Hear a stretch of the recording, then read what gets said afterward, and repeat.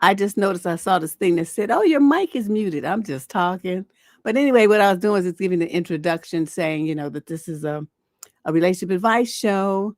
This column is done every Wednesday now versus Tuesday. And that the responses, if you wrote in a letter, be sure to listen not just to what I have to say, but also check out what's going on in the chat room, because the ladies and gentlemen there often live in your area, or they had personal experience with what you wrote in about, or they work through that field, something they have some other perspective to add to it, some additional knowledge that you may find it very helpful. So between the two of us, we usually come up, the two sides, we usually come up with a response that meets your needs. So let me go and get started, since we have this week 25 questions. That's our norm. Sometimes it's a little more. Sometimes I'm lucky and it's a little less, but that ain't today. That ain't today. All right, here we go. Question number 1 of 25, for those of you who like to keep up.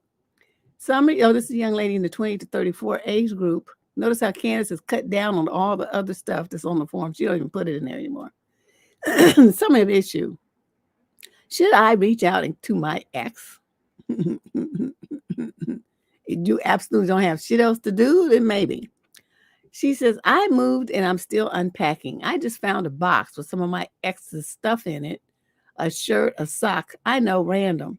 I accidentally brought it home in a suitcase after a visit, and some handmade gifts I was going to send when I got there, but we broke up mid-move. When we broke up, we dated for about 6 or 7 months, I think, and we've been broken up for 2 months. He told me to throw everything I had of his away and blocked me from pretty much everything. He was really mad. It was a rough loss, to be honest, because I lost my best friend too. How you gonna have a best friend and you only dated him for 6 months? But I'm going through a lot of life changes right now, and I'm just a mess. Anyway, should I email him asking if he wants any of his stuff? Or he was really serious about me throwing everything away. He is now dating a girl he told me not to worry about. A big part of me wants to ask him also if my fears were actually valid and that they were talking while we dated. I had a feeling, or should I just throw everything out and move on? I'm not sure if it matters, but I really loved him, and he was trying to sort all my shit out so that we could get married and make a life together. But it was all just too much too fast. I don't know. Okay, a little delusional chick. You kind of old to be in the 28 to 34 age group and this stupid. The man done told you, I don't want nothing to do with you. And then he blocked you on everything. If those two things alone don't communicate that he never wants to hear from you again, I don't know what you need. A bomb? What? What do you need for you to understand that he doesn't care about that stuff or you? So, you take his stuff and do what he said and throw it away. He doesn't want it anymore. I mean, just imagine like if you had leprosy and you touched his stuff. Do you think he would want it back? That's how he's feeling about you right now. Okay. If you don't know what leprosy is, because a lot of you youngsters, you Gen Zers probably don't, you look on Google and look at the pictures of that nasty stuff and you see what kind of skin rot that is. That's pretty much how he's thinking about you right now. You're a leper. And he doesn't want anything that you touch. He don't want nothing to do with you, nothing that you looked at, nothing that you breathed on, nothing. The fact that he's dating somebody else that he told you not to worry about, why is that your business? He's not your man anymore. And there's a video on this channel about closure and what a fucking fantasy it is. You need to take some time and look at it. It's not that long, but it explains the whole thing about closure and how you give it to yourself. Nobody gives it to you. And only a fool would go to the person who doesn't want to be bothered with them and ask questions thinking that's going to help them get closure. You're an idiot if you think that he's going to do that. He already told you, I don't want nothing to do with you. And if you insist on this, then don't be surprised when he cusses you out, your mama, your whole generation, all your lineage, and everybody that you ever knew in life is called names. Because in his mind, all of y'all would be stupid for them to all have come together and produced you. So what you gonna do, you want him to know if your fears were actually valid and all this old stuff. I mean, what do you think he's gonna say? Oh my God. How can you be this old and this dumb? I'm about to, but you know what? I need to get that on the shirt. I just don't know what to say. I don't know what to say anymore. Because these women just be off the hook with their stupidity. You know what? I mean, I wouldn't even have thought about it as soon as he wouldn't have had to tell me to throw it away because I'm good for throwing some stuff away. I don't care. Oh, this was terrible though, but I did this one time. I had this boyfriend and he used to do judo. And he wore, they used that little suit that they wear, they call it a gi. I didn't know. Anyway, he had went after the class, I guess, and then he stashed it in my closet. He didn't tell me that he put it there. I didn't know what it was. I didn't know where it came from, and I didn't know it was his. I just see it mysteriously appear in my closet. So I took the thing and I chucked it in the garbage can, right? So a little while later, a week or so, he come talking about, oh, I put my gi in your closet. I'm like, what is that? What are you talking about? A gi? What the hell is that? So then he told me, and I do, the thought bubble comes up and remembers the little outfit. I said, oh, it's gone. He was so mad. But I'm like, what you going to do? You don't be leaving stuff in my house. You don't tell me. You didn't even ask me. You just be looking like, this ain't no storage facility. You should have took that with you when you left. You don't be leaving stuff in my house like that. So that was just one of them things. He wasn't happy, but he got over it. If he didn't, he still must be trying to, because either way, I don't care. Let's move on to question number 2.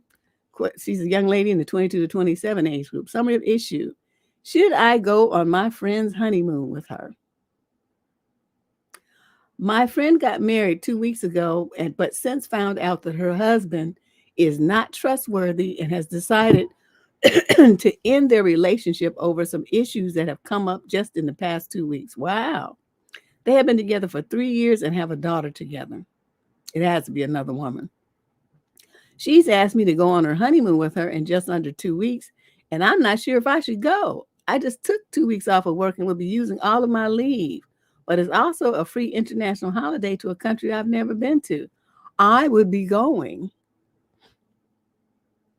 That's what you asked me if you should. Oh yeah, that's what you asked me. Should you go? Yes, you should go.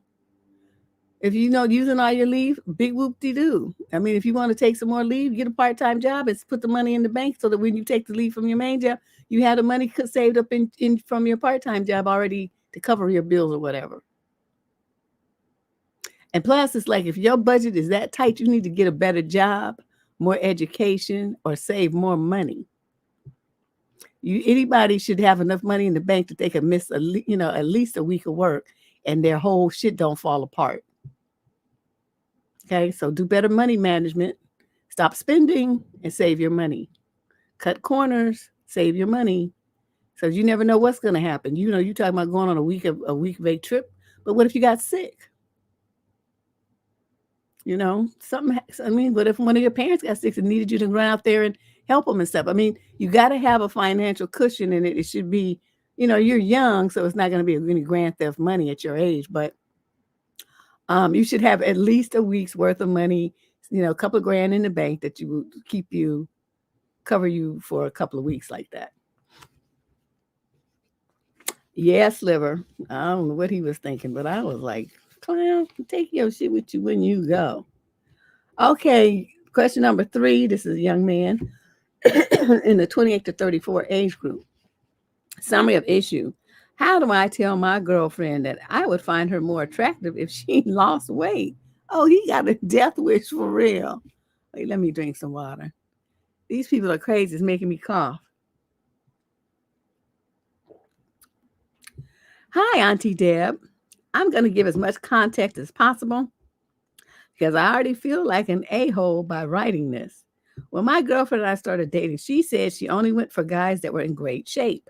I had been going to the gym most of my adult life and was working as a personal trainer when she met me. So this isn't an issue for me as I plan on staying in shape my whole life.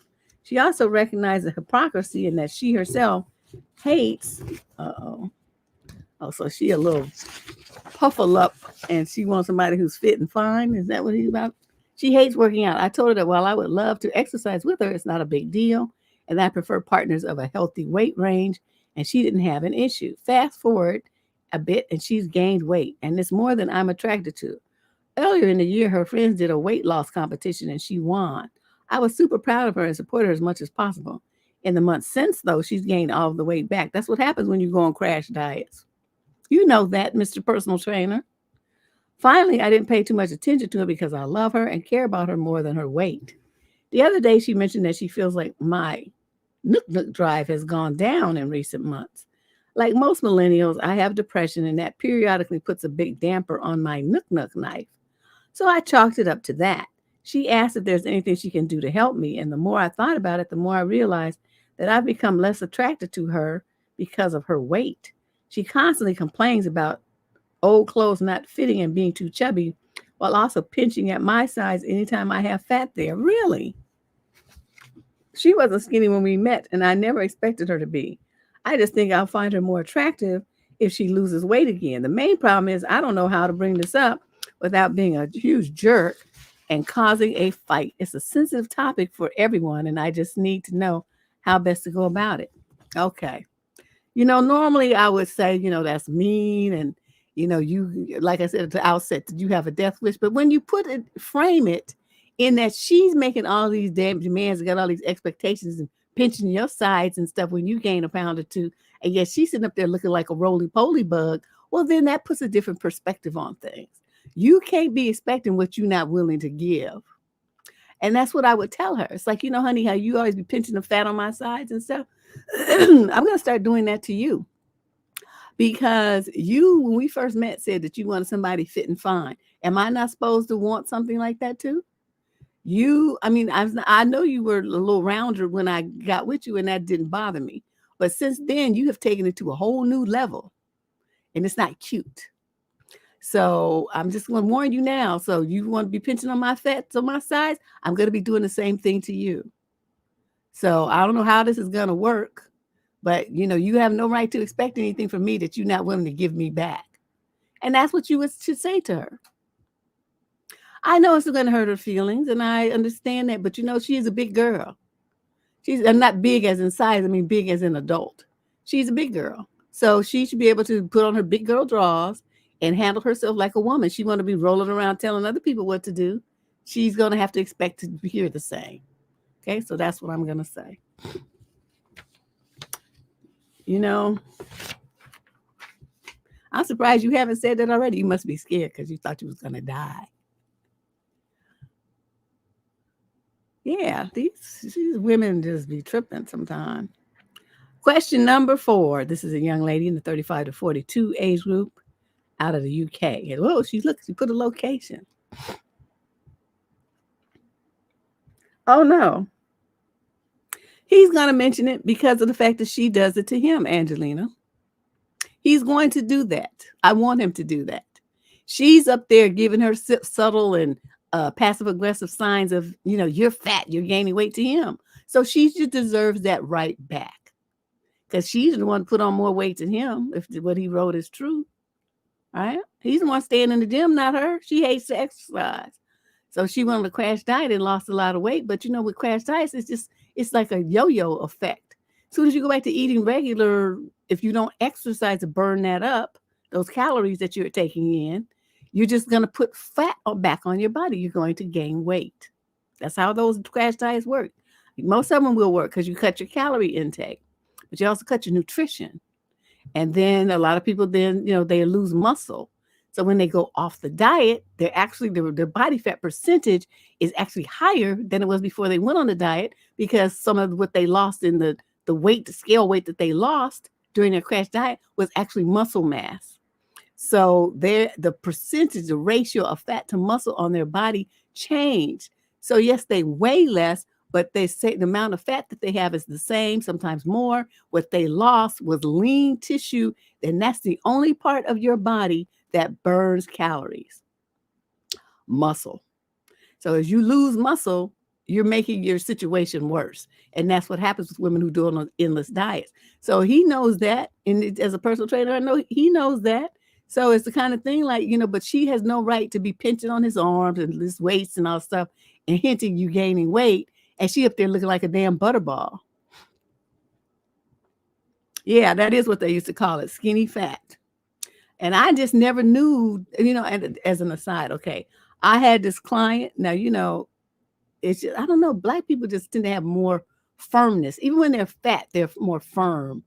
It's just weird. But anyway, so this, because you got to remember how many years I worked as a trainer, how many thousands of people I worked with, because we had to do the new member orientation, plus my private clients, plus the clients I had at the 3, 4, 5 different gyms I worked at. Okay, so we're talking 1,000 people over those years. So this girl comes in and she was young. She's probably about 19, 20. I mean, young, And she's, looks trim and she was slim. She had her little spandex on and stuff. I mean, she looks slim. Okay. So I go to put the tape measure around this girl to take her measurements. And there was nothing there. It was just like mush. Her body was mush. She was starving herself to death to stay skinny and had died away most of her muscle. It was the creepiest, mushiest, grossest thing I've ever touched in my life. I didn't even know what to say to her other than, what have you been doing? What have you been eating? Oh, you don't have to really eat. She's like this. She thought this was good.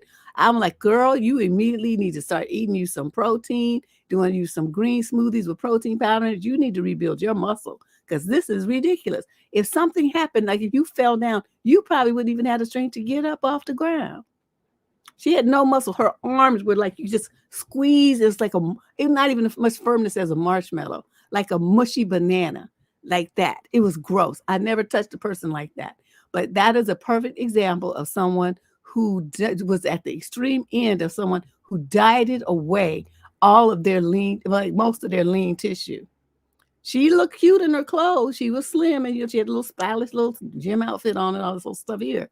But the composition of her body, the fat percentage was like 40-something%. So technically she was obese, but she was skinny. And that sliver is the first example that I actually saw of that. And that's when I worked out in the valley with the white folks. Because I was like, this can't be happening. That was so strange. I still remember that. It was unbelievable. Anna Nicole was mushy. I don't know how any man could find that sexy. So anyway, let's move on. Question number 4, now that I've had my gross moment. Female 35 to 42 out of the UK. Okay, summary of issue. How do people have relationships? I spent 20 years in a very abusive relationship after having an abusive childhood. We split 10 years ago. I've been having therapy for 5 years now, but there are some questions I'm too afraid to ask my therapist, who is lovely. We have a great professional relationship, but these things sound so silly to ask, so I'm going to ask you. Oh, okay. I mean, as long as you get an answer, I don't care. Please be kind because I'm quite terrified to be asking these things. Number one, what happens if you're in bed together and you need to fart or similar? I'm kind of scared that you have to ask this. Number two, what do you do if they try to get too close and you've got a spot or your legs need shaving or something? Number three, how do you manage being ill without making them angry? Wow. I know these things sound silly, but I've been assaulted with weapons just for having my menstrual cycle. To answer your why didn't you leave question, simply because I was told it was my fault and I deserved it, and I didn't know that it wasn't normal. I like to have a nice relationship with someone nice, but I'm told I can put people off by coming across as aloof. I'm not trying to be at all. I'm just scared of it all happening again. I don't know how to manage having human bodily function when someone else is around, but I don't want to be single for the rest of my life either. Thank you, Deb, for your time. Okay. The fart thing is, it depends. Okay, my husband, when we were just dating, and I guess he thought it was funny. So we're in there, he had to fart. So what, people usually at first everybody's all polite and they get up and go to the bathroom and they're like, oh, excuse me. But after that night, he just pulled the covers over my head and let it rip. And then I thought I was gonna die from the funk. But that was it. It's what my cousin Joy, you guys know her from the videos I done with her, what she calls breaking the fart barrier. Once you break the fart barrier, that's pretty much it. Like some couples, even like they go into like one of them's taking a shower, the other one has to do a poop. They go in the bathroom and sit down and just do what they need to do while the other person's in the shower. And yeah, they don't like it, but it is what it is. Especially if you place with one bathroom, that's all that's gonna happen. You need to fart or something like that, burp and all that kind of stuff. You just do it and then you say, excuse me. Or you laugh. Or you be like my grandmother, you say more room outside than in. She didn't care. She would just walk around farting like a trail down the hall with little sound effects. It was so funny. But that's what happens when people get old. They just don't care anymore. So then you ask, what do you do if they try to get close and you've got a spot? I don't know what that means. Or maybe you mean like a pimple, or your legs need shaving or something. I don't know. You just tell them, you're going to clean up or something. There's no reason why you should think that you have to be absolutely picture perfect in order to get busy with your man. I don't know any man who's a realistic one who would want to not do something with his lady because her legs aren't shaved or you've got a pimple. You got to remember, you come from the perspective of an abusive relationship. So of course he was going to pick you apart. But do normal men do that? No, they do not. They don't do that. Some of them, you need your legs shaved. They'll be like, oh, well, sit down and get you a tub of water and shave them for you. If this bothers you that much. You see what I'm saying? I just personally have never had to shave my legs. I tried one time and shaved my skin because everybody in junior high was doing it. So I tried to do it too, but I don't have any hair on my legs. So I've never had that problem. So number three, the third question you asked is, how do you manage being ill without making them angry? If somebody gets mad because you're sick, like you have control over that, that is a relationship that you leave immediately. There's no second guessing that. I mean, like, who has control over if they get a bacteria, a virus, or something even worse? Who controls that? Why would you think it would be normal for someone to get angry at you because of that? See, your therapist is wasting 5 years of your time because with you having been through an abusive situation, she should have been asking you direct questions like, okay, give me some examples of behaviors that where you feel were abusive or that you questioned. She should have asked you this stuff so that she could bring those issues up and you would be getting the answers that you need. This is not normal. This is not normal. The dude that you were with was sick and twisted, and nothing about what you experienced in your other relationship is normal, nor should you expect it. Then she should be giving you the tools to learn how to identify people with those kind of attitudes soon as you meet them. That's what we do here on this channel. So you can spend some time here. It might augment or even replace what you have been doing since you've been in therapy for 5 years and you still got these questions. If it's something about a relationship, I can help you. If it's about something, it's too deep like that, some childhood abuses and all that kind of stuff, I don't do that kind of stuff here because you need to be a licensed therapist to delve into that kind of territory. But if it's something to do with your relationship issues, I can help you. I got you. The information that you need is most likely already on this channel. If not, then do like you did and just ask a question. Come by the $10 advice Thursday if you have a more personal question. Because personal questions, Candace may not pick them, but if it's something that I can answer in 5 or 10 minutes while we just talk about it on the show, I'll be happy to do that. So that's usually the third Thursday of every month. We just did it last week. Let's move on to question number 5. This is a male in the 18 to 21 age group. Summary of issue. How do I, 18 years old, tell my girlfriend that her complaining drains me? So he's 18 and the girlfriend is 20. Oh, you dating an older woman? Look at you.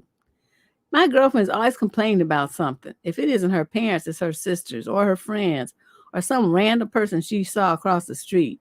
I feel like I'm constantly calming her down. And then the second I try to complain about anything I need to get it off my chest, she acts like I'm toxic and a bad boyfriend. Deb has been nearly 11 months like this, and I'm drained of her. At this point, I'm considering breaking up with her because of the stress she puts me under. Because I have two serious exams to get through while she's complaining that her sister wants to spend time with her. I cannot deal with this for much longer. It feels like I'm always walking on eggshells with her. Okay, so I'm trying to figure out why you haven't just said that. Stop fucking complaining all the damn time. Who do you think wants to hear all that? Everything out of your mouth is something negative. You are a turnoff. Why can't you tell her that? Say, why don't you try to say at least one good thing for every bad thing that you say, and so we can have some moments of quiet. Because I don't think that you'll be able to do it because you're so focused on what's wrong or what you don't like and what's bad. That's all you think about. You could do that approach, or you could say, we're going to break up now because I'm sick of your negativity. I can't take it no more. And then you just leave her alone.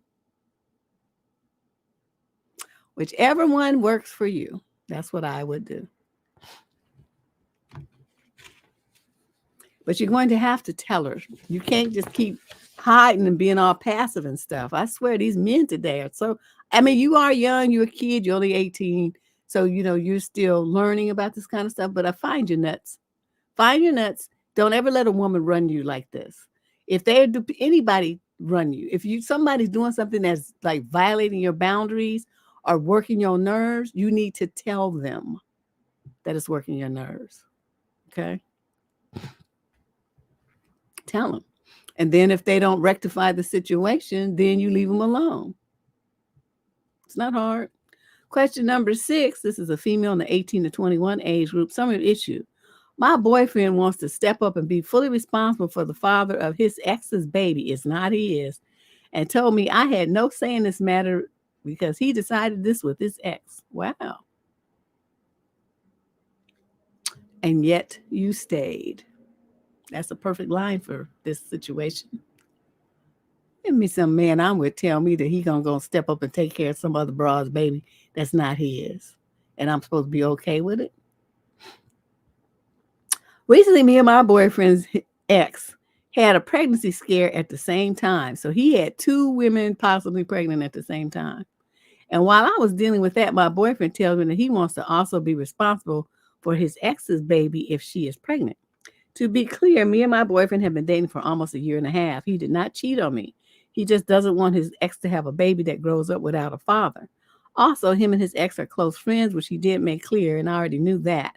We both also know that she wants to get back with him because previous times she has asked him out without knowing he is with me. I feel like I'm overthinking a nice gesture, but I am not sure. Recently, me and my boyfriend did it, and I had a very late menstrual cycle, which led to a pregnancy scare for us. And then a few days after that, my boyfriend and his ex were talking, and she told him that she may be pregnant as well, and she wants to keep the baby if she is, but the actual father will not know about the baby. After a couple of minutes, when they were done talking, my boyfriend calls me and tells me what all happened with his ex, and then proceeds to tell me that he wants to be financially responsible for the baby. And if his ex wants,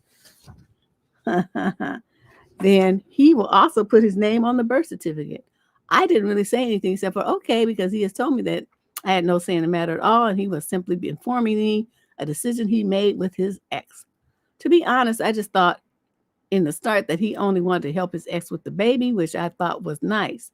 Then he went on and said that he will be the father of the baby if his ex wanted, which was what I wasn't sure how to feel about, but couldn't really say anything about.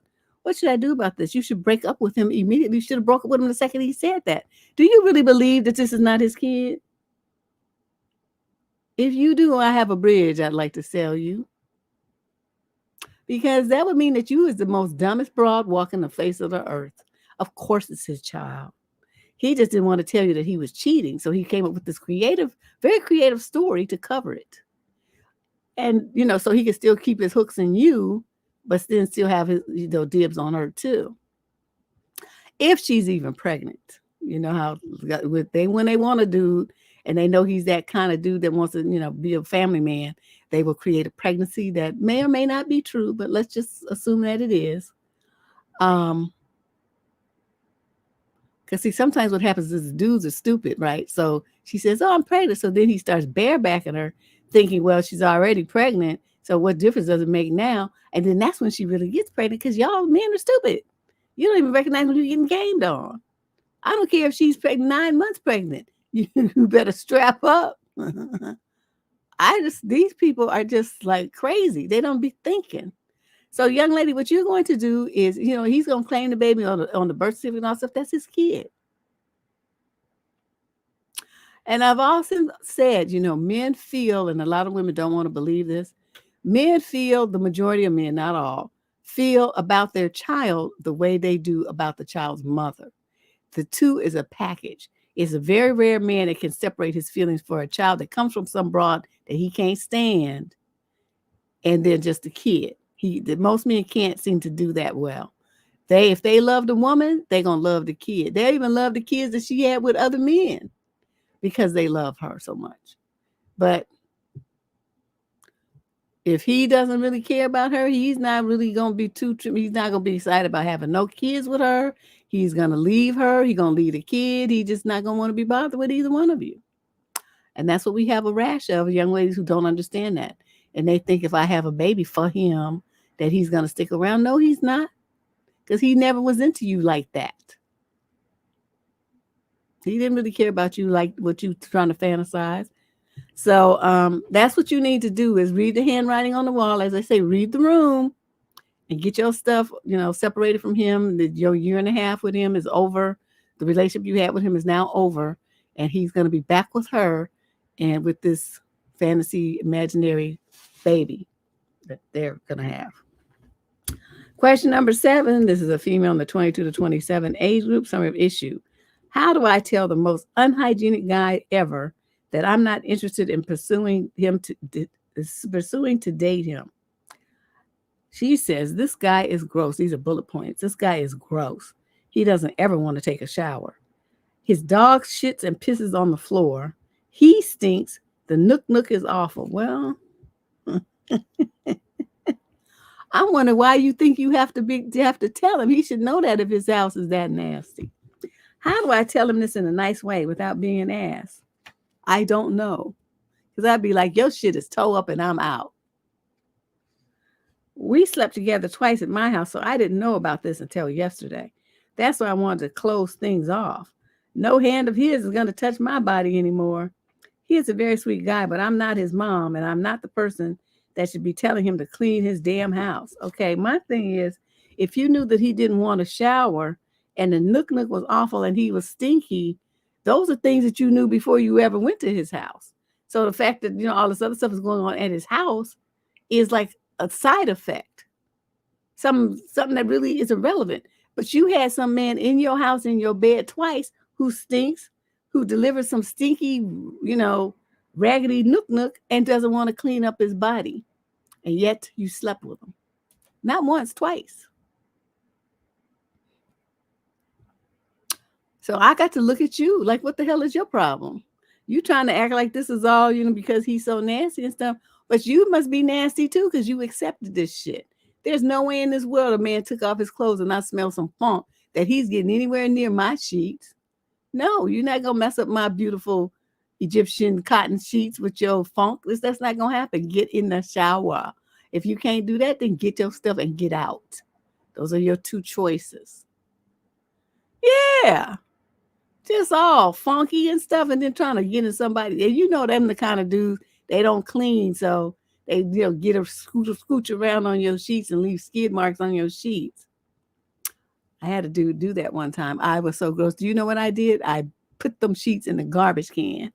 I didn't even want to wash them. I was so grossed out by what I saw. I was like, oh my God.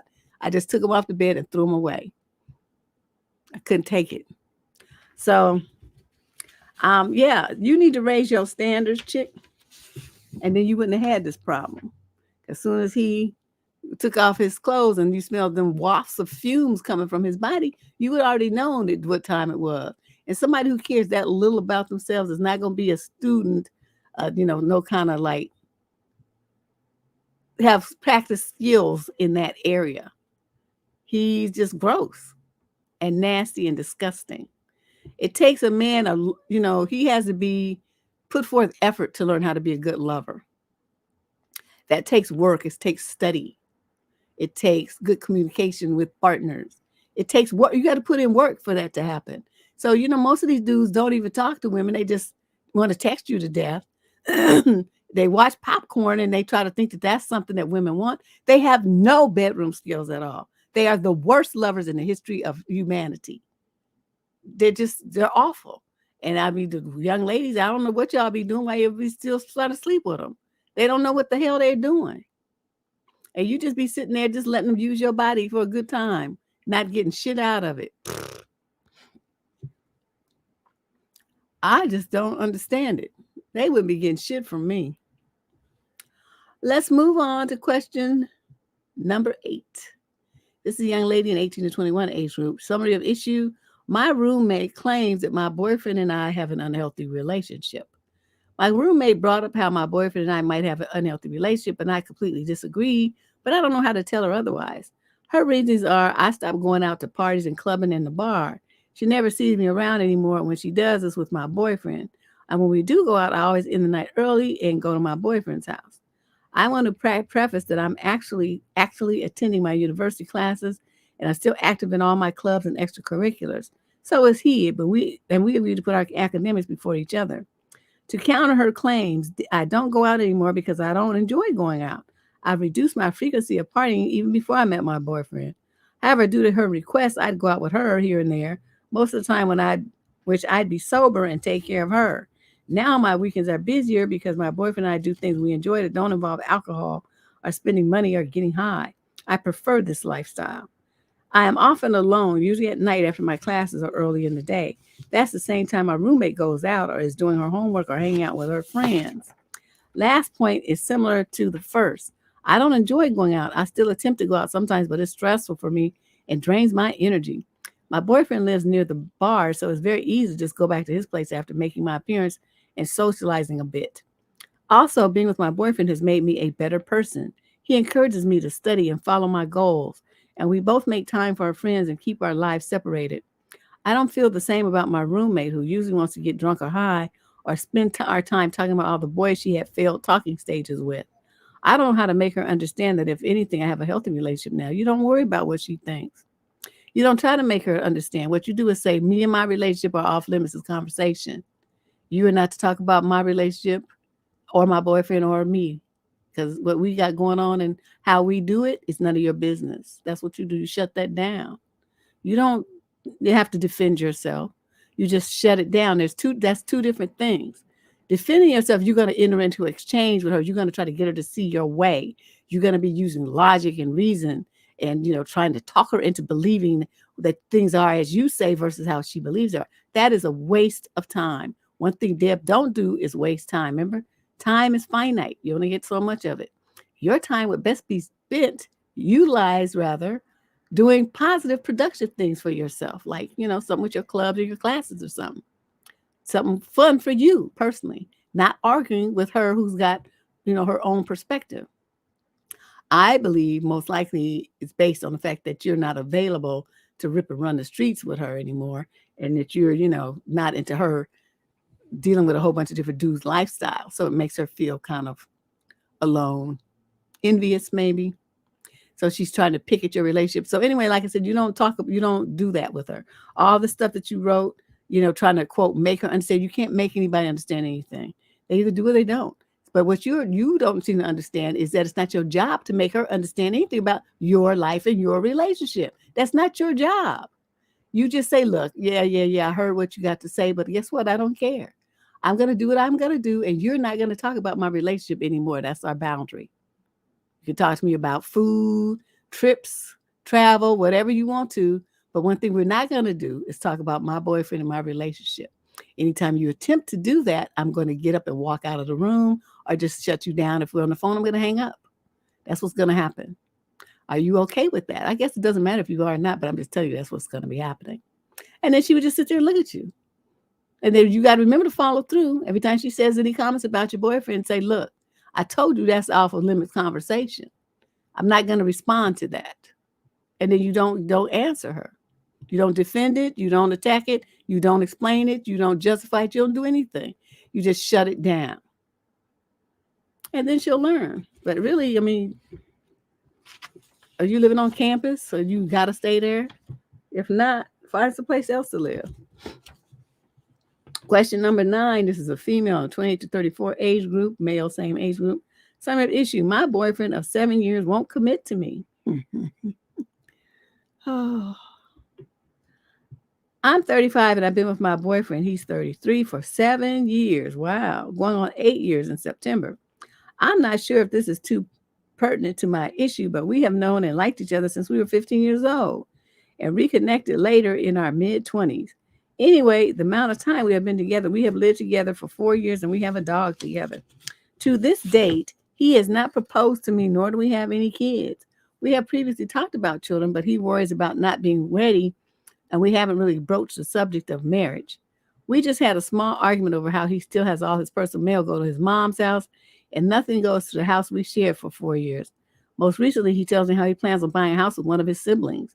It made me feel a little bad because not only am I a realtor, but I have been waiting for him to want to buy a house with me. No, you haven't, because you know that's stupid. I can't help but somehow feel he's not committed to me. Duh. When I playfully pester him and ask him, why do you love me? He gives me dumb, childish reasons that don't feel genuine. One day he wanted to open his own business and snag a local business location, which he couldn't have done on his own. Between my brother and I, we could have made it happen if it wasn't for a hiccup with the landlord's current tenant. His siblings nor his family were there for him, nor were they there when he had one day passed out and hit his head on the fridge and I took him to the hospital. I would move the stars and the moon for this guy, but deep inside, I feel he will not do the same for me. As a woman, I feel my time is running out. I want the kids, marriage, and even just a damn commitment. At this point, if he proposes, I will not accept it because why now and not earlier? It makes me feel like I'm a last resort. Like he may love me, but I feel like he does not love me enough. Am I wrong here? Yes, you're wrong. But let me tell you why you're wrong. You're wrong because you stayed for 7 years with this bullshit. You live with him and have a dog, and you think that means something. And you think if you turned yourself into a baby mama, that would mean something. And you think if you were stupid enough to buy a house with him, which a lot of women are dumb and do that with boyfriends, then that's going to mean something. All that it would mean if you bought a house with him is that you're an idiot. All it would mean if you had a kid with this guy is that you're an idiot.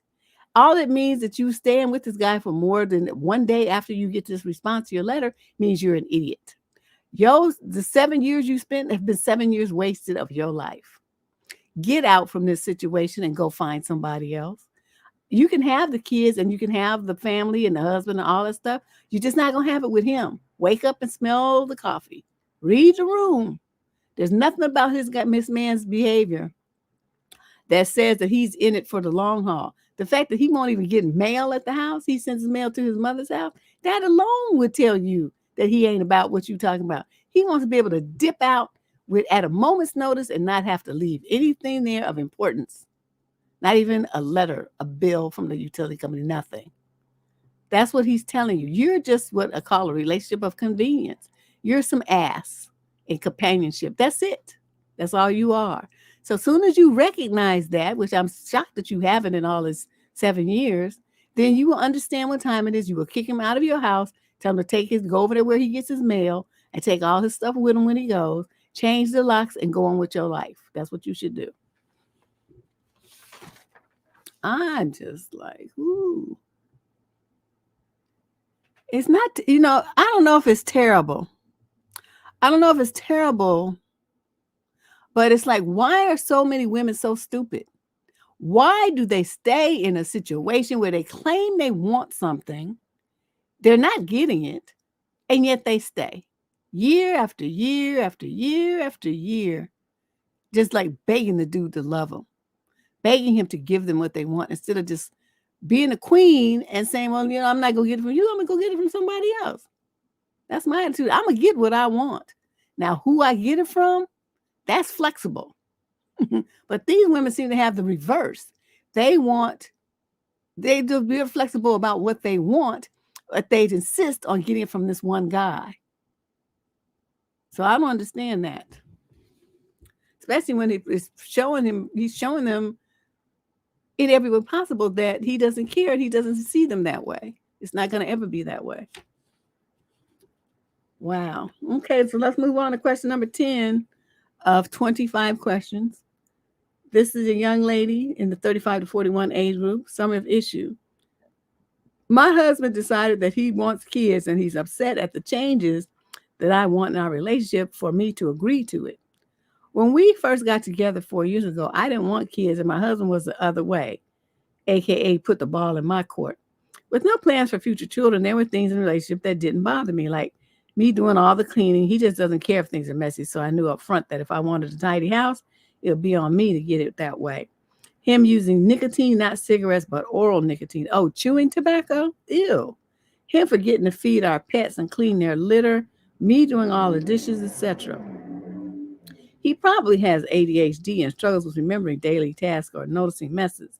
I know that would bother a lot of people, but we have such an amazing relationship in every other way. These are things I've been okay overlooking. As it was just the two of us, it's manageable for me to do the cleaning and pet care. He also does things like cook and manifest and fixing just a little. But in the last 2 years, he's slowly become more interested in parenting and is now at the point where being a father is something he really wants to experience. Every day, the urge gets more intense for him, and he says he will be very sad if we never have kids. I'm still not stoked about it, but after seeing family members age and realizing that I'll one day have very few relatives left, I can see the value of having a family of my own and have become open to the idea. However, adding a child to the current state of our relationship is something I'm not okay with. I'm not cleaning up after two people. No, I'm okay with cleaning up after two people, but adding a cleanup of a child to the mix will put that in a whole different overwhelming territory. He also has some reproductive issues that might be related to his nicotine use. I told him if we try to conceive, I want us to take prenatal supplements and for him to give up nicotine during that period, since there's research showing that it causes genetic changes and increases the risk of child with behavioral issues, something I really want to avoid if possible. He also takes sleeping pills for some serious sleep issues that knock him out so much he doesn't hear things through the night and it's almost impossible to wake him up. There's nothing wrong with this now. But if we had a newborn, I'll be the only one hearing it cry. Okay, so she goes on and on. We get an idea of what you're talking about. Let me skip down. I can't believe this letter's so long. We keep getting into arguments where he sees me being negative, bringing up practical issues and pointing out all the things that we won't be able to keep doing once a kid is here, and where I see him as being overly idealistic. He doesn't believe all babies need to wake up throughout the night and thinks our lives won't change too much after having a kid. How do we work through the stalemate? You don't. You keep your birth control game tight. And if he wants to have kids, you let him go have them with someone else who's willing to be a slave to him and some snot-nosed kids. Because, them think, okay, he's going to be sleeping through the night. He's not going to wake up to hear the kid. You can't even trust him. Like, if you have to go on a business trip to watch the kid overnight, you're going to have to hire a babysitter or to take the kid to your mother's house or something like that, because he would sleep right through any kind of emergency. The nicotine use would definitely impact, would have some impact. You end up with a kid with some learning disabilities or some behavioral problems and all that kind of stuff. I mean, this is scientifically proven. The cigarettes also cause other kinds of, well, not cigarettes, but, nicotine causes other kind of problems as well. That's why they always tell pregnant women not to smoke and not to chew tobacco, not to smoke hookahs, none of that kind of stuff, because it goes through the placenta. So you can only imagine if it's going to go through the placenta, it's going to somehow settle into his reproductive organs just the same, right? You're going to be the one who would have to do all the work since he, quote, doesn't see messes. So nothing about this guy would be mean, having children with him would translate to me to mean that he's going to be an equal partner in the responsibility and upkeep of the home and of the child. It would be a burden that you'd be taking on while he enjoys, the fun part of being a, quote, father. So what you have to do is just tell him that the answer to that question is no, it's not going to happen. That you're not trying to be a slave to a house. And if he wants a baby, to go get a divorce and go have one somewhere. Because that's not going to be your lifestyle. Unless he's going to be making some grand theft money, he can hire a live-in maid. That's another option that you can give him. I don't know how much they cost where you are, but that's something else. But just as long as he knows the work's not going to fall on you. You need a nanny to pick up his end where he's not going to be doing it, and you need a maid. And so if he can afford both of those things, then let's make this damn baby. But other than that, and make him sign a contract that he's going to do it too. Question number 11. This is a male in the 22 to 27 age group. Summary of issue. My parents don't approve of my girlfriend or her parents. Is this something is possible to move past?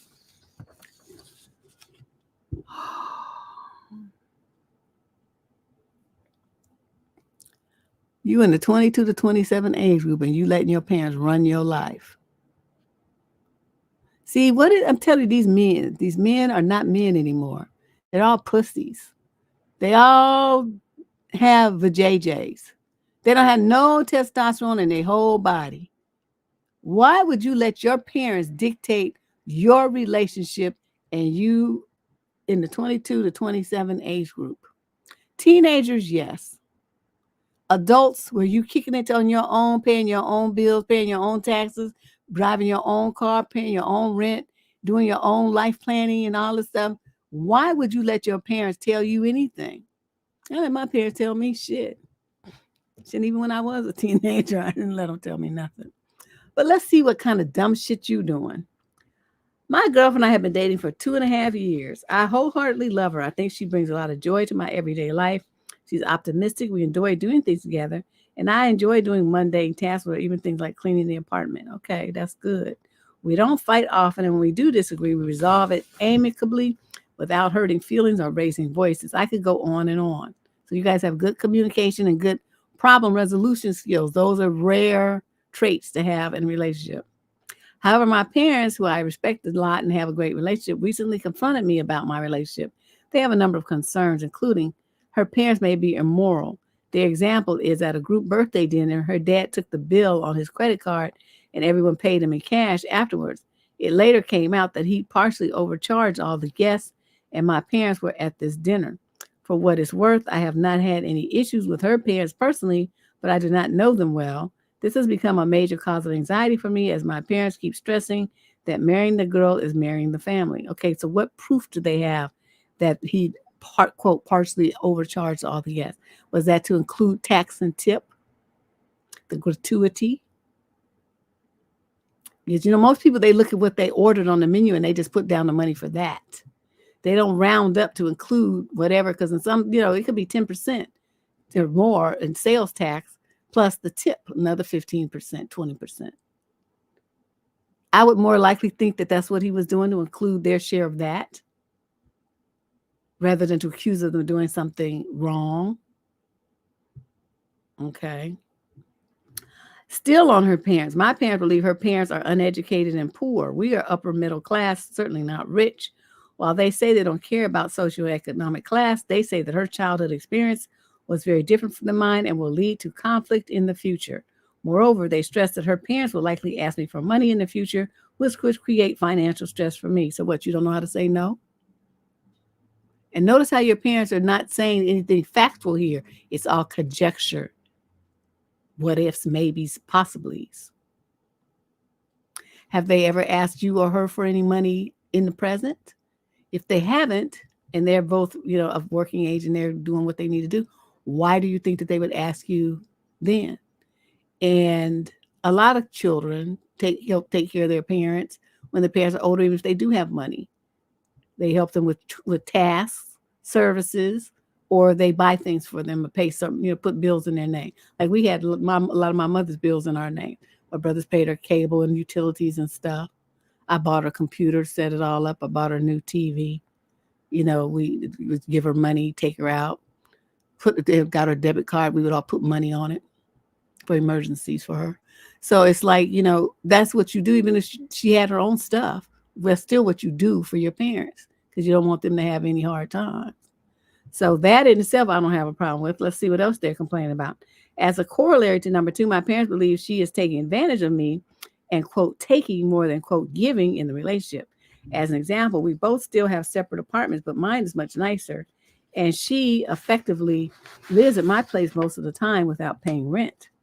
I do 60% of the chores. At your house, you're supposed to. My parents say this is indicative of her taking that, especially if she's not paying rent. She should help a lot more with chores or offer to pay for the gas bill or something. No, she shouldn't. No, she should not.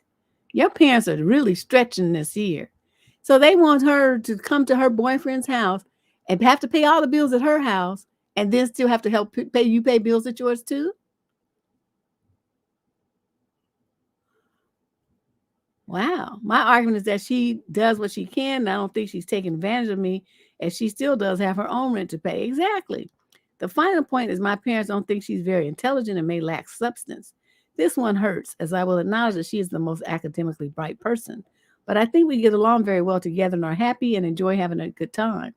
Now, I've expressed this to all my parents, but they effectively say that I'm being naive and that post-marriage, 10 to 20 years down the line, these problems will become much larger issues. That, of course, I'm happy right now when we're having fun living in the city together with no kids and little responsibility, but that when push comes to shove, I will build resentment as I take on more chores and contribute more monetarily, etc. As I mentioned, I'm very close to my parents and respect their opinions immensely. This has weighed on my mind for months and caused immense anxiety. And in fact, I've come very close to breaking up with my girlfriend because of this. You weenie. But I can't seem to let her go. It feels so wrong to break up with someone I love because of some issue I'm creating in my mind 10 years from now. Exactly. On the other hand, I may be naive, as my parents say, and there's a lot of wisdom and experience from that they've seen over the years. I guess I'm just looking for another mature person's perspective. I do not think it's fair for her to date a guy who has anxiety about her relationship, but I can't seem to shut off the nagging part of me that my parents may be right. It has led me to question every little thing she does. I disagree and blow things out of proportion. I don't want to string her along if we're going to break up eventually, but there also aren't issues other than my parents at the moment, so I don't want to let go of something without proper thought and guidance. Would really appreciate your advice and perspective. I'm going to say this, grow the fuck up. Grow up and be a goddamn man. Tell your parents, stay out of my relationship. I love you. I respect you. But this is the woman that I have chosen. She makes me happy. I'm not looking at society and all this other shit that y'all is talking about. I'm looking at how this woman makes me feel. And I love it. And I love that she loves how I make her feel. And that's good enough for me. You are looking at all these socially approved things and checklists and balances and intellect and all this kind of stuff. I don't care about that kind of stuff. She's not stupid. She's just not as educated as we are. That's not a problem for me. I'm not looking for somebody to be just like me, a mirror image of me and my lifestyle. I'm looking for someone that compliments me, mother and father. So, and it's just like what you have. Now, you guys seem to be happy together. Give me the space to do the same. I'm a grown man now. I don't need you to tell me what to do. That's what you should have done. You should have shut that shit down. The fact that you're sitting there and you're actually cringing and worrying about what you're going to do. And, if this is your parents are right and I'm going to break up with her and stuff, you sound like a fool. And if I were her and I knew that this is what you were thinking, I would break up with you. You wouldn't have to worry because I would know you're no kind of man. You're just this little boy still under your parents' wing in your mid fucking 20s, sitting up there worrying about that bullshit their parents are talking. They know how to get you. And you know what that means? That you don't have enough sense to understand when you need to separate yourself from your parents as a man and an adult. Parents are great. But they don't know every goddamn thing. They don't know everything. They know what they know, and that's all they know. They can't see into the future like your parents are trying to do. Just ask them, well, when y'all turn into Miss Cleo, so you can see 20 years into the future and know what's going to happen. Fuck out of here. That's what I would have told my parents, just like that. So, they would know better. I mean, they probably could have told me some things about, some of the dudes that I dated, but they knew better because I was just like a little terrorist and just didn't want to hear it. I would decide what goes on in my life. And I've been like this since I was 14 years old. I make the decisions about my life, not you. You can tell me what you think, up until the time I'm 18, and then I don't even want to hear that. After that, keep your opinions to yourself unless I ask you for them. So me and my family, we never had these kind of conversations. Never had these kind of conversations. They knew better than to try to tell me anything like this. Whereas your parents gang up on you and bully you, and you just let them do it. Dude, grow a fucking spine. Check your parents. Tell them to shut up and shut it down. That she makes you happy, and that's all you care about. And that if you have any other issues and questions, you'll ask them and tell them there to keep their opinions to themselves. That's what you tell them. Be a fucking man. And I don't know no woman who's gonna be going to her boyfriend's house because while she's there, what are you getting? Pussy, companionship, kisses, hugs. All kind of stuff you're getting from her, and you don't think she's supposed to help pay your rent because of it? Fuck out of here. I would never come to your goddamn house, and you wouldn't come to mine either. Women bring, like you said, she brings you joy. So every time she shows up at your house, that's what she's bringing with her when she walks in that door. Happiness and joy for you. Now, you want to start trying to charge her for that in cash to bring that to your house? Try it and see how that works out for you. Listen to your stupid ass parents.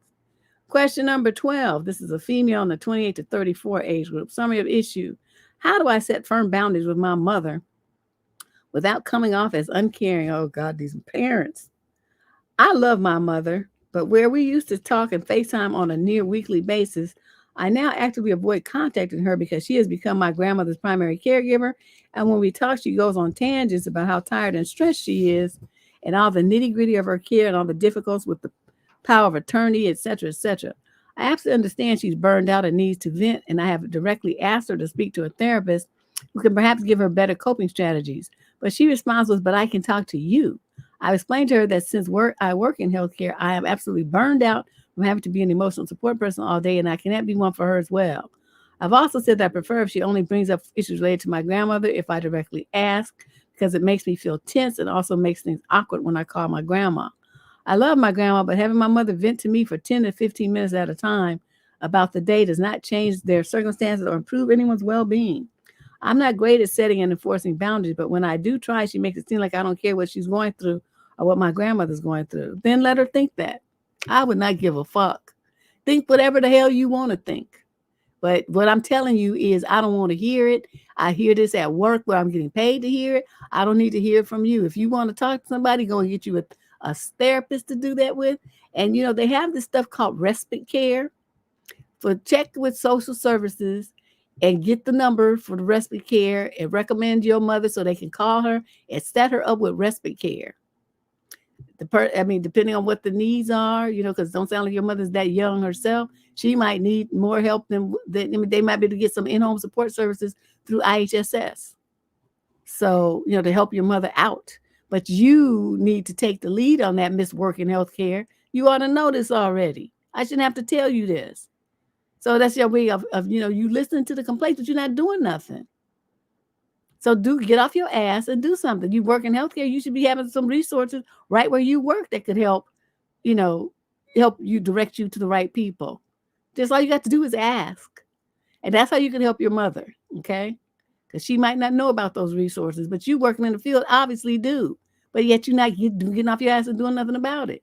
So pick up the phone, call social services, and call in-home support services and see what you can do about hooking your granny up with some in-home support services. And your mom with some respite care. Usually those are community-based organizations that do that. They get funding from the state and federal government, grants and grants and stuff like that to provide support to caregivers. And family caregivers is like the huge thing. That's where most of the in-home support services is coming from, is family supported people. So She should be able to get on some kind of program like that. She'll get paid, and she'll also get some respite care, and Granny will get more support. So you have to hook that up. And you talking about you work in healthcare and you haven't done shit. You're making me give you the side eye, because I know everybody who works in healthcare knows this stuff. Just trifling. Question number 13. This is a female in the 35 to 41 age group. She's from European descent. In the UK, the male is 20 to 34. Some issue. Does it make sense to date much younger guys if a woman is looking for a commitment? Hi, Deb. Do you think it makes sense to date younger guys, like 7 years younger or more, if I'm looking for a serious relationship? I am 36, and I see that men my age or older are taken or somehow damaged or losers. However, I don't want to be treated like some adventure by the younger guys. How do I know if a younger guy is serious or just looking for a nook with an older cougar? Well, the only way you would know that is if by spending time with him. It's not like you can look, he's not going to have a sign on his head. He's not going to come in the door and making an announcement. But, men will show you how they are by what they do, their actions. I don't really like to go too much by what they say, because they don't know what they be talking about most of the time. It's so silliness. But, if you have a young man and, you can observe that he handles himself in a mature manner, he makes decisions thoughtfully, maturely. His lifestyle is that of a more settled individual. He's not frivolous and young and silly, getting drunk and, crashing cars and doing stupid stuff like that every weekend. He's more stable and serious. He's got, serious friends, like a lot of his friends are getting married. If he has a history of often dating older women, those guys tend to be a little bit more mature and together. They're more settled because they just had to be, to fit in with their woman and her friends. I would look at all those kind of things before I made a real judgment on just his age, because just the age doesn't, the age is a number. I mean, think about it. Sometimes the young guys are so mature and so together, and they got their shit so popping, it's just unbelievable. And then you got these old cats, some 50s and something, 40s and 50s years old, who's still immature and silly and running around here with no focus, no purpose, and no direction. So, to me, age is not necessarily the best judge. I mean, you don't want it to be too crazy, but 7 years to me is nothing by the time you're in your 30s, 40s. I mean, 7 years is nothing. But look at what, how he conducts himself. How responsive is he to you? Is he a man of his word? Is he responsible, accountable? Things like that. What kind of character does he have? So I would look more at those things. I'm not going to give you a yes or no answer here, because I really can't do that. Because, like I said, you got to look at all these things on an individual basis and then make your determination accordingly. It's going to be the bottom line is how he conducts himself and how he treats you. I mean, women marry men way younger than them, 7, 10, 5, whatever the number of years, and nobody trips about it. Because women tend to look good and take better care of themselves. So she might be 15 years older. 15 years older than him, but they still look about the same age because she does Pilates and yoga and she eats well, takes care of herself and stuff. So nobody would know that unless you told them. So that's what I'm thinking. So start looking at that kind of stuff. Look at the more intrinsic qualities of the young man, and then you can make your judgment based on him as an individual, okay? Because all the dudes I always dated were younger than me, except the one I married, he was older. But everybody I ever dated, not married, dated, was younger. And I always had a good time. Question number 14. This is a female in the 18 to 21 age group. The male is 22 to 27. Summary of issue. I am debating whether I should date a guy who is obsessed with being masculine. Oh. Yeah, girl, I had to do this because my neck was sweaty. This is my summertime hairdo. All summer, this is what I do to keep my hair off my neck because it's too hot in here. The studio lights, and then it's hot. Oh, it's just hot. Okay. So there's this guy that I really like, and he likes me, and we were getting really close. And I was considering starting to date him, but then we had a strange conversation. I said I thought makeup looked good on men. What did you say some dumb shit like that for? And I wish it was more accepted. And he said that was disgusting and men shouldn't have any feminine features. I mean, you do you, buddy, but he keeps talking about how masculine he is and roasting men who aren't calling him losers and failures and stuff. It really turned me off a lot. Even in his social media, he talks about being a man all the time and what it means. So, Deb and ladies of the squad, would you date a man like that? Where right? Absolutely, I would. You know why? Because so many men these days are so fucking confused about if they're a man or not. They're trans. They sitting up here with fingernail polish on and shit. I saw this dude. He had black fingers. He was in the nail salon getting his fingers and toes done with black nail polish on. And I'm looking at him like, motherfucker, really? You look like a fool. I cannot respect a man who does anything that looks womanly. If he walks with me, they had these man skirts and stuff for a while. No, you're not doing that. The man bag, I don't give a shit how popular it is in Europe. You're in America, motherfucker, and men don't carry purses here. I don't like men to wear nail polish. I don't like men to wear eyeliner. I don't like men to tweeze their eyebrows. I want you to look like a fucking man. Okay? I'm going to be the girl here. We can't both be competing to be the girl. I don't like men that get butt implants and stuff, that walk around in skinny jeans. I don't like any of that kind of stuff. I want you to look like a man. So this is the kind of guy I would gravitate towards in a heartbeat. You, however, on some of that millennial bullshit where you think that everybody's the same and there's no difference between men and women, and thinking that you think makeup looks good. I mean, no, it doesn't. Unless they're entertainers and it still don't look good on them. It's just something they do, like for movies and on stage and stuff.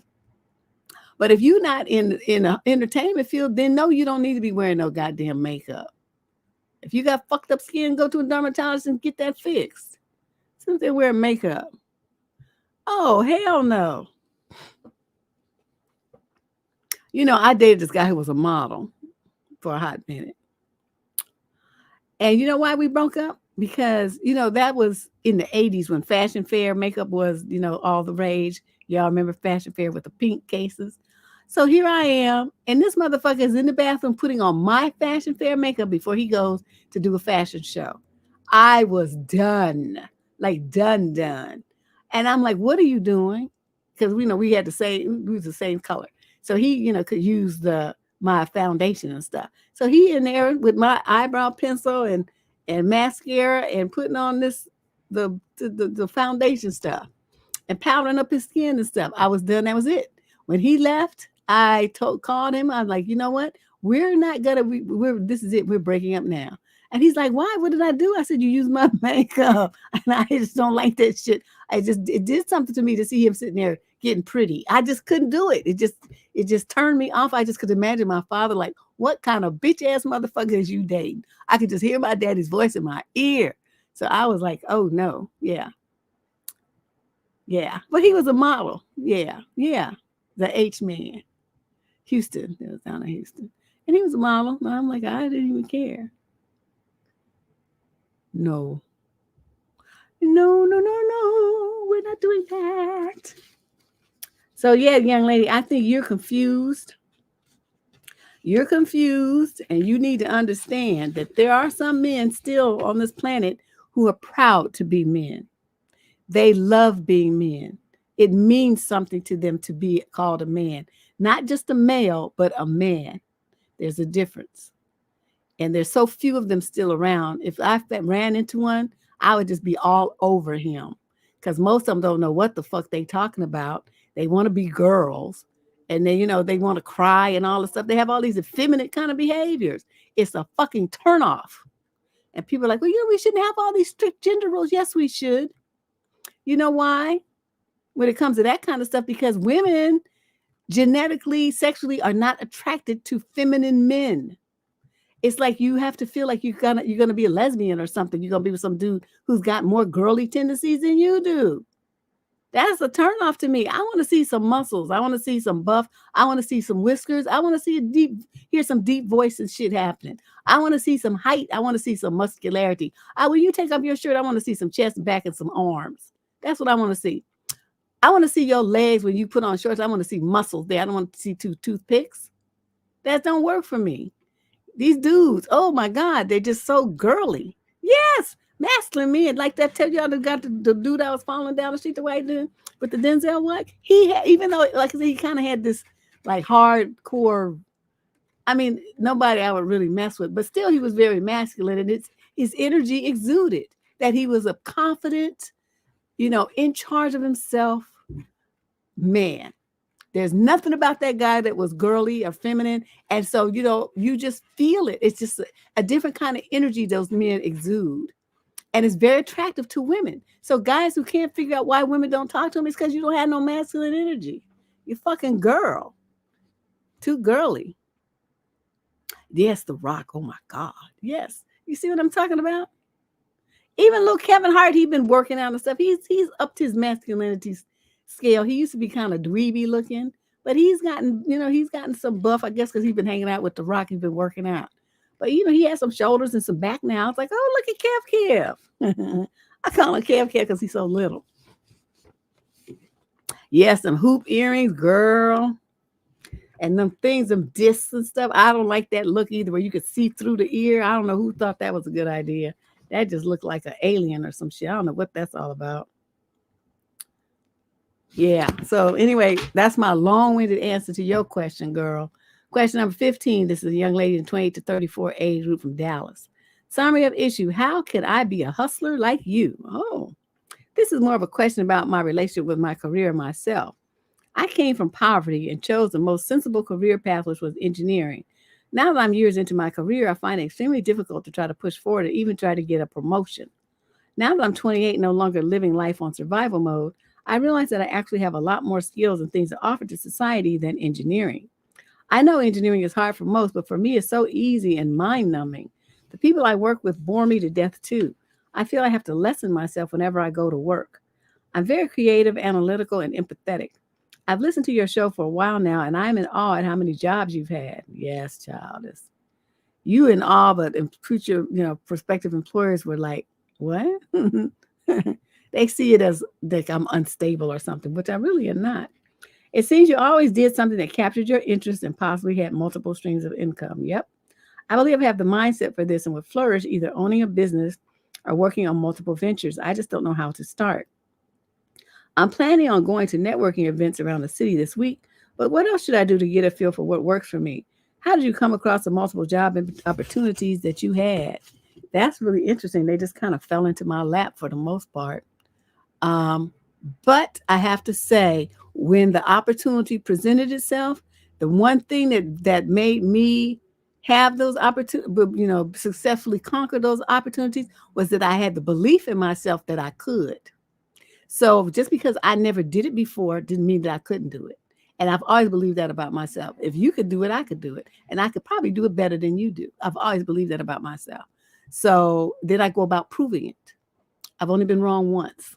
That was a flub. But I mean, I still learned a lot.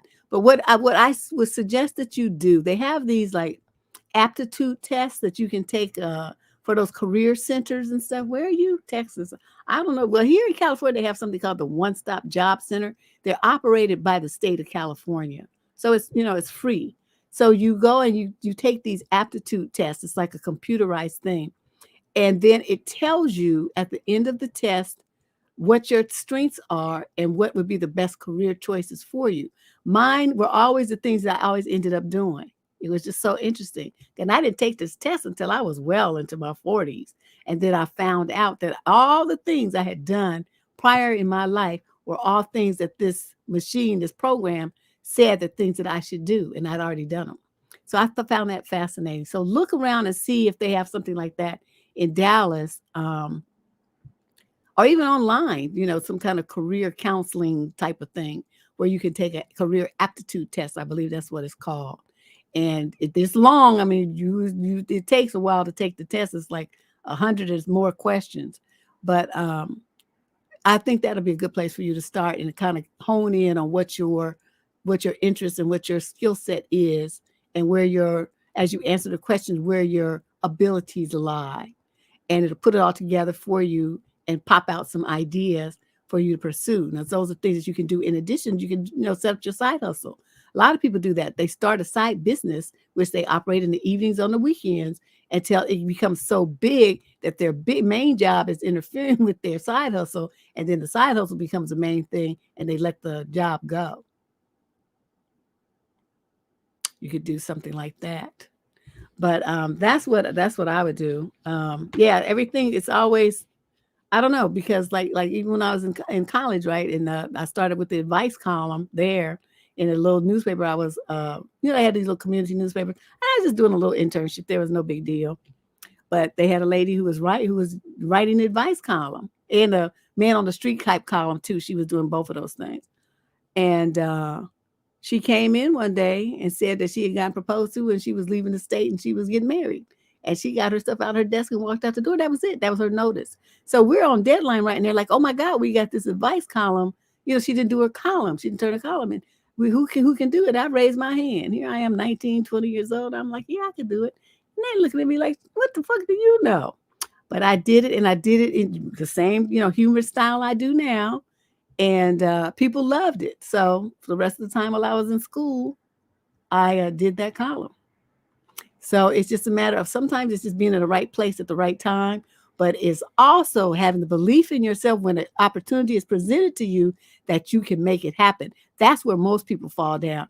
Something happens, something's presented, something's in their area that they could jump on, but they second guess themselves. They talk themselves out of it, like, oh, you don't know. They express all their doubts, they just let their low self-esteem take over. Whereas with me, I feel like, what do I have to lose? I'm going to try it and I'm either going to be successful and knock the shit out the park, or I might just, maybe not hit the moon, but I could hit a star or two, or maybe I could just flub and not do well at all, which I know is never going to happen. But that's the way that I think about myself. So I always take advantage of opportunities that are presented to me, no matter what they are. It's the opportunity to learn something new and challenge myself in a new way. And that's why, even if I'm really not that interested in it, it's still, in the grand scheme of things, all those experiences and all those different jobs and all those people I've met, all those different training courses I've taken, all those different educational workshops and all the stuff I've been through has made me the person that I am today. So when I sit on this show, and just about any question that comes through here, I can answer it because of all the years that I spent before being open to learning new things and new experiences. So never turn your back on something that's going to teach you something, that's going to bring something new to your world. I think that's something that enriches people in ways that you can't even really describe. It's nothing you can really put on a resume, but it makes you such an interesting person.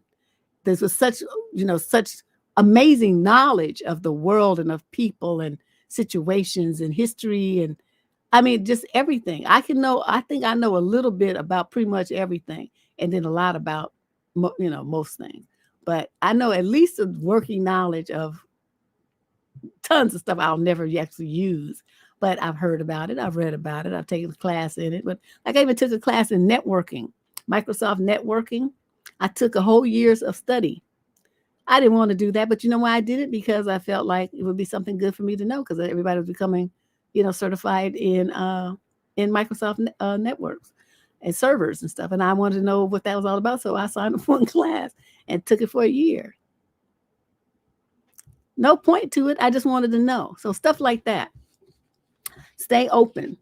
Question number 16. This is a female in the 22 to 27 age group. Summary of issues. Do I have to be concerned for miscommunications and lack of interest before the first date even happens? I asked out a guy about 2 weeks ago. He said yes to a date, but we didn't choose a specific day. But we agreed on we'd get together after his vacation. He posted a party picture on his Instagram and some stories. He wasn't giving me much attention. You hadn't even gone out with him yet. What kind of attention did you think you were supposed to get? Then I haven't heard from him for a week. Suddenly he wrote to me, hey, I remember everything. I'm free the whole next week, but I also have to visit my family in another country. So I started to set up a date. To the point he didn't respond to my message when I wanted to choose a day. But he still liked my story, so I stopped posting any stories on Instagram. In one more week, he wrote that he was back in the country and suggested we see each other that same day. I declined because it's come out of nowhere. So I said it's better to meet next week or choose a specific day. I'm going out with him tomorrow. I like him, but it's concerning. Do I have to take these miscommunications seriously before the first date, and what would be your advice? P.S. I made some wrong steps myself when I declined 2 dates with him a year ago. It's something I would apologize for in the future. My idea of asking him out was based on the thought that I'm attracted to him and I have to try. Maybe it's possible to fix what I did a year ago, end quote. So I'm taking that into consideration. Okay, you just all over the place, just silly. Okay. So, I mean, I don't know because if I, first of all, wouldn't ask out a guy, so you lost me. You took a left turn right there. But let's come on back to where you started. And he said yes, but he didn't, we didn't choose any specific day or agreed to get together after his vacation. But see, if you're asking someone out, that's on you to propose a specific date. So you say, I'd like to get together on Friday or Saturday. And then he would pick one or say, I'm going out of town. That's how you do that. You didn't do that though. You just made this vague ask. Okay, so you're trying to make the person that you asking out do the work of setting up the date, picking the date and time. That's not how it works. So then he was back after a week, but he's got to be there. And they started to set up a date, and he didn't respond when you wanted to choose a day. Okay, so see again, he would have lost me on that because I'm not going to chase you down to ask you out again. So then he was back in the country and wanted to see you the same day, but you said no because you had an attitude and you wanted to make it a specific plan and all the stuff. So, okay. So now you're supposed to go out tomorrow, and you have to take these miscommunications seriously. They weren't miscommunications. You just were non-specific. And then he was like, I asked you, let's get together today while I'm in town. And you said no. So how do you feel like this is miscommunications? I'm confused.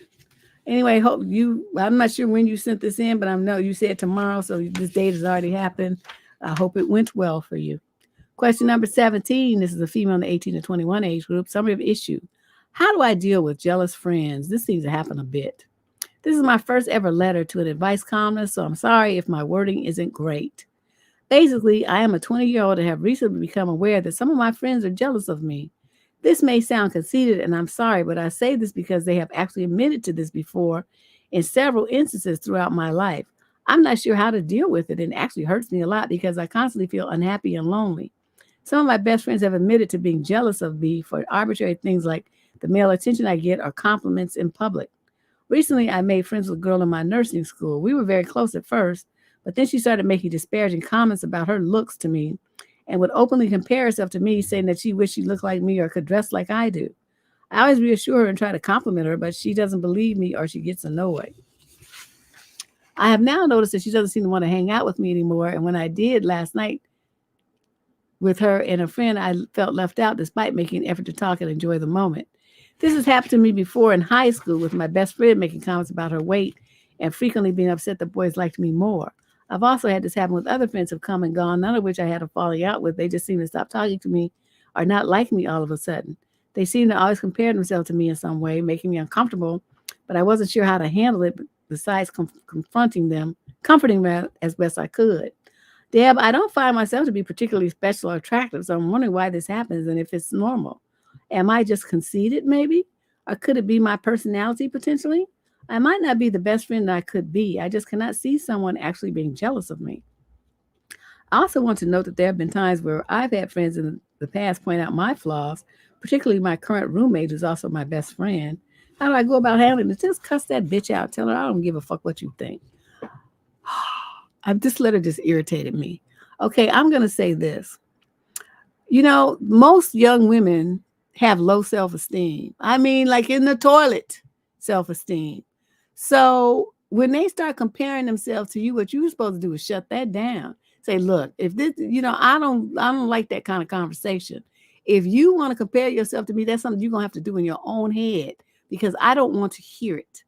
I mean, I appreciate all my friends for their unique beauty and talents. And I would like for you to do the same. If that's something you can't seem to do, then we have no reason to continue to be friends. The one thing I don't want to do is have you looking at me, comparing yourself to me. That's not my idea of a good friendship. So you decide which one you think is going to be. And then you put that ball, you just volley that right on back over to their side of the net. That's how you do that. You don't feed into it and you don't take the responsibility for it either. That's them and their red whacker, their low self-esteem and their lack of confidence in themselves. So they sit there and look at somebody else and compare themselves. That's some dumb bitch shit. I mean, I know women do it, but it's dumb bitch shit. It just irritates the fuck out of me that they do that kind of stuff. I've had to do with what you had, these experiences you haven't happened to me, but usually it happens at work. And usually it's like insecure little young ass white girls. Some of them not even that young, older. But because I'm confident and because, as the previous letter writer pointed out, I've worked in so many different things. I've done so many different things. I know a lot of stuff. So if the bosses come and ask me a question, I have an answer. If they want me to find something, I can usually do it in 5 minutes or less. I'm a good researcher. So, and I have friends and people on this channel too that work in university. So I pick up the phone or I send an email and say, I need some help finding this and that. Well, they have access to academic records and research reports and stuff that the general public doesn't have. So they say, here, girl, ship, and it's in my inbox. So that's what I mean, but by working in these different fields, you have different kind of context, you have different kind of knowledge and experience. And so I can make things happen. And they would be jealous. And so the backbiting starts, the little snarky things. Sending a bunch of emails, they try to communicate with you, but suddenly all your superiors are CC'd on the email and they're trying to check you for something that you allegedly did wrong. I hit reply all and say that was flatly incorrect. That is factually incorrect. That is wrong. That didn't happen that way. Let me explain what did happen. And here's the proof. I will make all my attachments. I'll put in screenshots and all this kind of stuff. So don't try to make me look stupid because I'm going to clown you into oblivion. So, they do that kind of stuff, or they want to cry and shit. And I'm like that's going to make somebody care. I don't give a shit about your tears. So I've dealt with these kind of women a lot. There's the majority of females are like this, very insecure and petty and jealous. So just be prepared.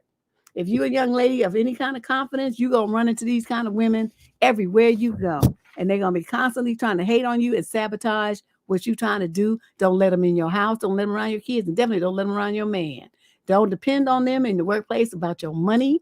Don't let them have no personal information on you. Don't let them know your family, where your family, nothing. Make a very clear delineation between you and any kind of woman that you run into that's this kind of person, because you can't trust them. They will stab you in the back so fast it will make your head spin. So this is good that you're learning this lesson now in the 22 to 27 age group, but I'm just warning you, this is only the beginning. Right, y'all? You can't tell the bitches nothing. I would sit up there and, because knowing this, right, I would just make up shit, just, whatever. Some shit about some man that I don't even know, a name I found online, whatever, because you just go on their profile and download a picture and to your phone and like, oh yeah, this is him right here. Somebody you don't even know, a random stranger. Next thing you know, that's just all through the office. And somehow you done cheated on him, or, he's married and he's, you're a home wrecker, all this kind of stuff. They're going to create all kind of drama about somebody that you don't even know. And the story that you told them is not even true. I used to do that just to test them, just to see how they would handle it. It's always interesting. Bitches are some bitch shit is always an interesting thing. So listen to what I'm telling you. Keep your mouth shut around them types of women. Don't let them in your house and don't let them into your personal business because you cannot trust them. Do not. Don't tell them nothing. If you tell them shit, make up shit. It should be a lie. Question number 18. This is a female in the 22 to 27 age group. Male, same age group. Summary of issue. My boyfriend has a lot of cheater friends and it's bothering me.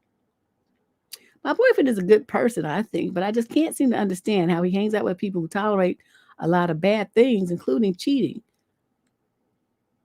I put a question mark because she put a good person question mark. I put a question mark, but I'm not really sure if he's a good person now. He told me he hates cheaters, and I really like that about him. I mean, he straight up tells them that they shouldn't do that based on his stories, but I just don't understand why he keeps hanging out with them. But at the same time, his friends are constantly cheating. I didn't tell him to stop hanging out with them since I swore to myself that I don't want to be that type of person. But it's also unfair for myself if I stay in the relationship. Other than what I perceive of him as a person, given that he can stomach hanging out with cheaters, it also triggers my anxiety. I told him it bothers me, but I also don't want him to stop hanging out with them because I don't want to be the villain. I just told him I need some space for a while, and it's something I don't want to deal with. Okay, so You are that birds of a feather flock together kind of thing. Well, I'm just going to tell you this. I've had friends that were drug addicts.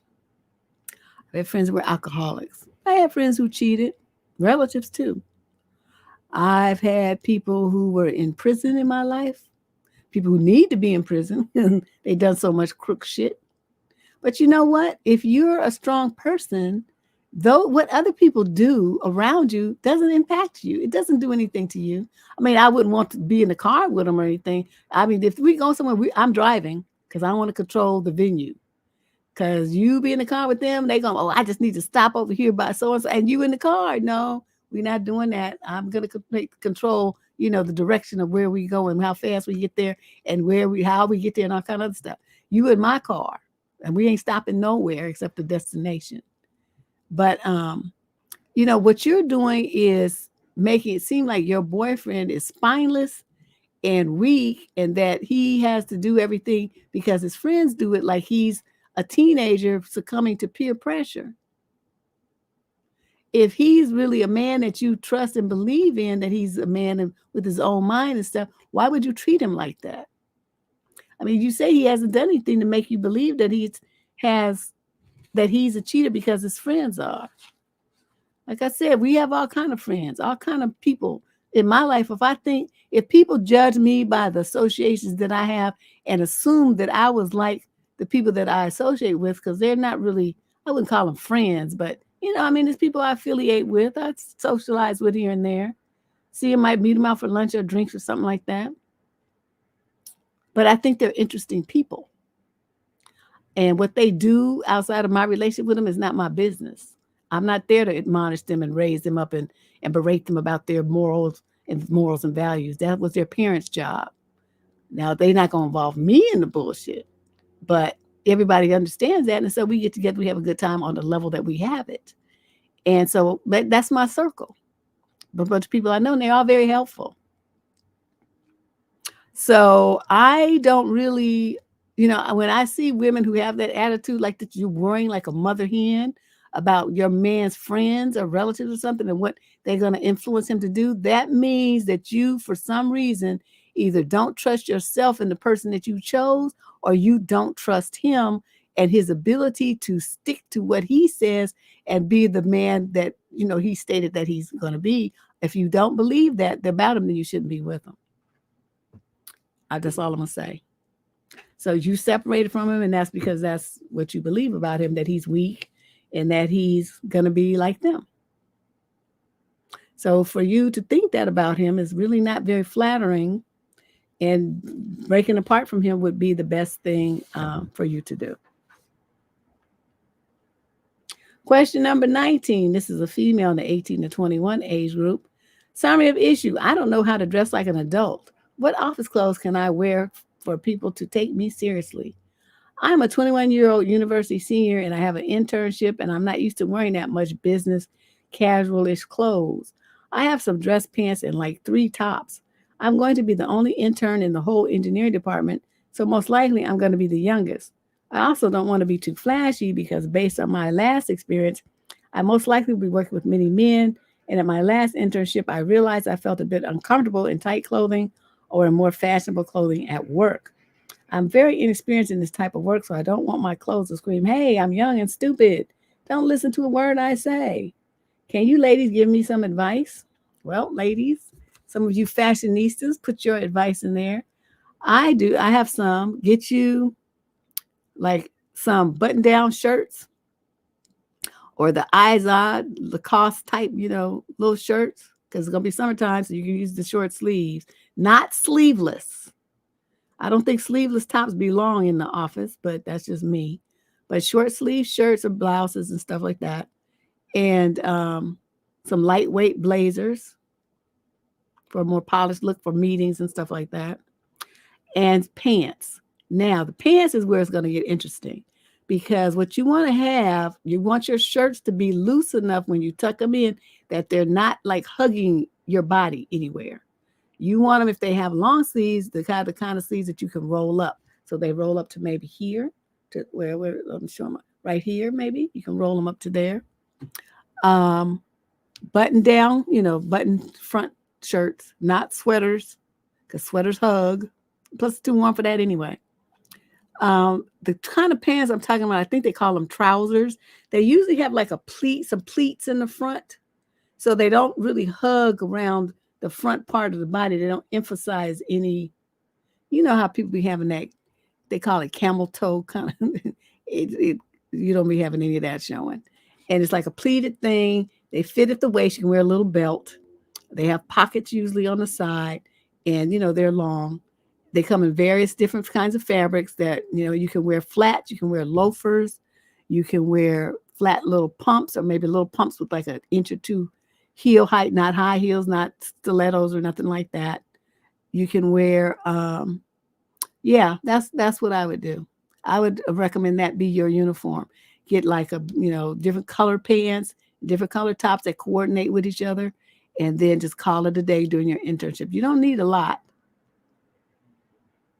Like cream color, light brown, maybe some kind of blue, maybe, or I don't know what the colors are for this season, and do that.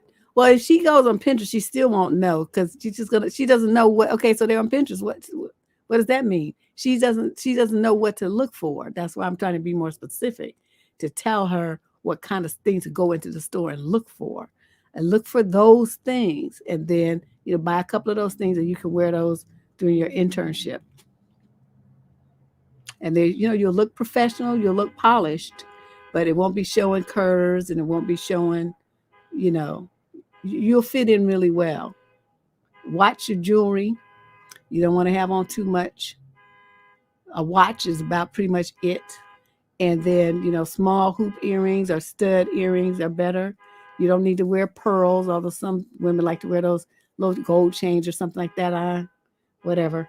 But simple jewelry, nothing flashy. And then you'll present a different kind of image. And I think that's what you want. Let's move on. Question number 20. This is a male in the 22 to 27 age group. Summary of issue. What to say about dating multiple people? I've recently gotten back into dating after taking a break after a breakup.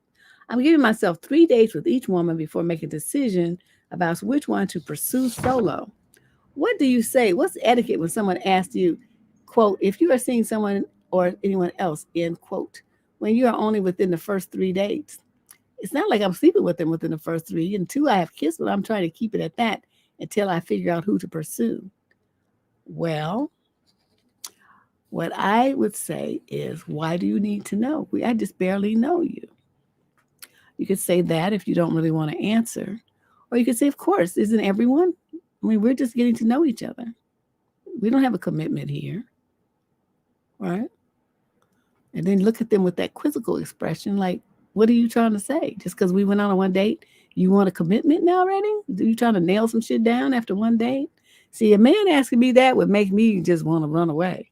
Because I feel like it's none of your damn business what I'm doing. I'm here with you right now. You better make the magic happen. Speaking of which, Shay got a picture up on her Instagram wearing her Make the Magic Happen merch shirt. And she looks so cute in it. I was going to try to get a picture of it so I could put it up on the community wall so I could see it. But I forgot. But yes, it came out nice and she looks good in it. She's like, all leaning to the side and stuff. Posing. So you guys, I guess there it is. She just put the merch link up there, and you can go there and order your shirt, your Debsterism merch. There's going to be more designs coming as we move forward. I got more stuff to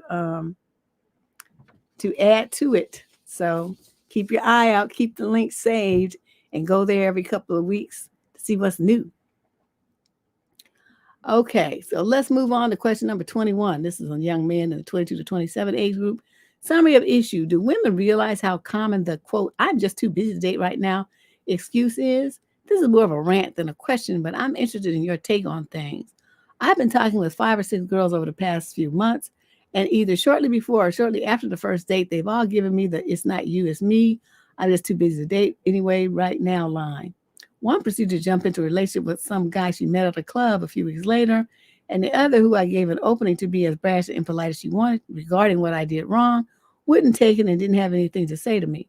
I really wish somebody would actually be honest with me and tell me what I'm doing wrong so I could either double down on what I'm doing or learn from it and adjust. But everyone would rather just rattle off a bunch of empty platitudes that I've already heard a million times. Okay, so I'm wondering why you think some women that you went out with a time or two owe you that just because you want it. They don't owe you shit, sir. And what you have to understand is what one woman doesn't like, another might be totally okay with. So you shouldn't be trying to change yourself based on what they didn't like. You just find somebody who likes what you got to offer. You don't change yourself from woman to woman like that. Your attitude about this is all wrong. And a woman would say, I'm too busy to date right now. She is too busy to date you. Okay? So her excuse is not like it's invalid. It's true. But you just don't understand the message. I'm too busy to date you. Other things will be a priority over you. That's what she's saying. You, and then you sit up there saying, she wouldn't take the opportunity to be as brash and polite as she wanted regarding what you did wrong. What makes you think you did something wrong? There's just no chemistry. I talked about that in the last show. There has to be chemistry. There has to be heat.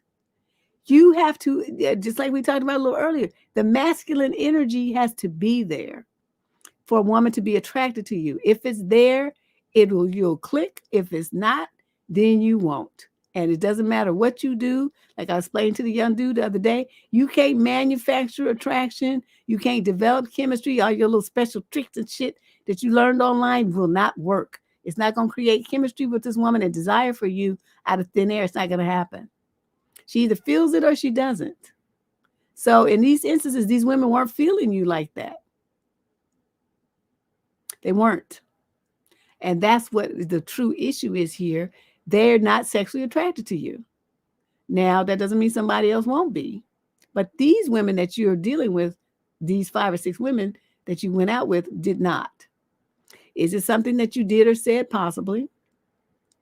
But you didn't say what you did or said, so it makes me not really have anything to base that on. I mean, I'm just saying it's a possibility because it is, or whatever. She met a guy that she met at the club, so it doesn't matter where you meet him. What matters is how you click. Because people, just like they on the bus going to work, on the train going to work, in the church, at church listening to service, walking down the street in the grocery store, they also could be in a bar or a club. People go all kinds of places, but it's the same person. So where they are that second that you meet them is kind of irrelevant. It's like, who is this person that I'm going to be connecting with? That's the only part that matters. I just noticed how you say she met him in a club, like that was something wrong. And you want, tell you what you're doing wrong. Like I said, what some woman is going to perceive to be wrong, another might be okay with. So don't ever change yourself based on what one woman wants, and don't ask them that question either. Don't ask them. If they're not feeling you, it's hard for women to put that in words. It's a gut thing. It's either you feel it or you don't. So you asking her what you did, quote, wrong, is asking her to put into words something that's controlled by Mother Nature. There's no words for that. It's some kind of animal attraction. It's just base. It's either there or it's not. And if it's not, you get friend zoned, or worse yet, booted out of her life altogether. And if it is, then it's going to be on like Donkey Kong. And that's just the way it is. Question number 22. This is a female in the 22 to 27 age group. Young man, same summer of issue. My boyfriend says he doesn't respect my beliefs.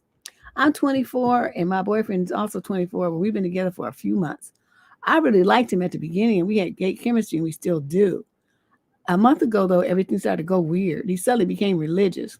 He said he was in the past, but strayed, and told me he wanted to stop having nook and wait until marriage. I was confused at first because we already had a lot of it, but I respected him and his views and was okay with it. Because I like him enough to look past it, because I know you don't need nook to be emotionally intimate.